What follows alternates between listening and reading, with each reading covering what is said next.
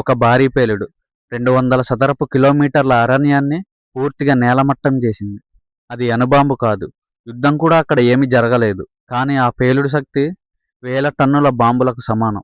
అయితే అసలు ప్రశ్న ఏమిటంటే ఆ పేలుడు ఎలా జరిగింది? ఇది 1908 సంవత్సరంలో రష్యాలోని సైబీరియా ప్రాంతంలో జరిగింది. ఉదయం సమయంలో ఆకాశంలో ఒక అగ్నిగోళం కనిపించింది. కొన్ని క్షణాల తర్వాత భారీ శబ్దం, భూమి కంపించింది. అంతటితో ఆగలేదు. అరణ్యం మొత్తం పడిపోయింది. ఈ పేలుడు ప్రభావం ఎలా ఉందంటే లక్షల చెట్లు ఒకే దిశగా పడిపోయాయి. మధ్యలో ఉన్న ప్రాంతం పూర్తిగా కాలిపోయింది. ఇది చూసిన వాళ్ళు చెప్తున్నారు, ఆకాశం ఒక్కసారిగా వెలిగిపోయిందట.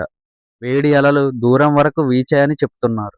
ఇంకా ఆశ్చర్యకరమైన విషయం ఏమిటంటే ఈ పేలుడు శబ్దం కొన్ని వందల కిలోమీటర్లు వినిపించిందంట. ఈ సంఘటన తర్వాత చాలా సంవత్సరాలు ఎవరూ అక్కడికి వెళ్ళలేకపోయారు. ఎందుకంటే ఆ ప్రాంతం చాలా దూరంగా ఉంది. కానీ కొన్ని సంవత్సరాల తర్వాత శాస్త్రవేత్తలు అక్కడికి వెళ్ళారు. కానీ ఎలాంటి పెద్ద గుంత కనిపించలేదు.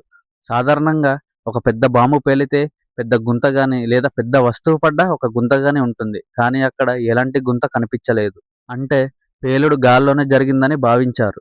కొంతమంది అంటున్నారు ఒక పెద్ద ఆకాశపు రాయి భూమి వైపు వచ్చిందని.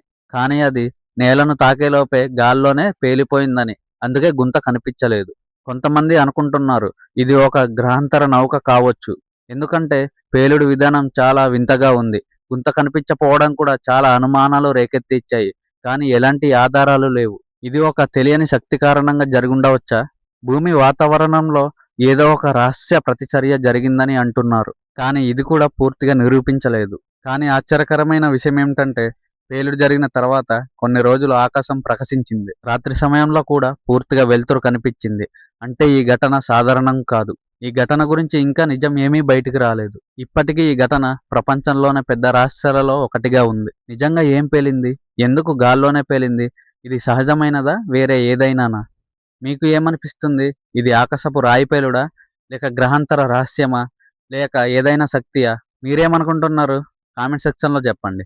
మరిన్ని ఇన్ఫర్మేషన్ వీడియోస్ కోసం ఈ వీడియోని లైక్ చేసి మన పేజ్‌ని సబ్స్క్రైబ్ చేయండి.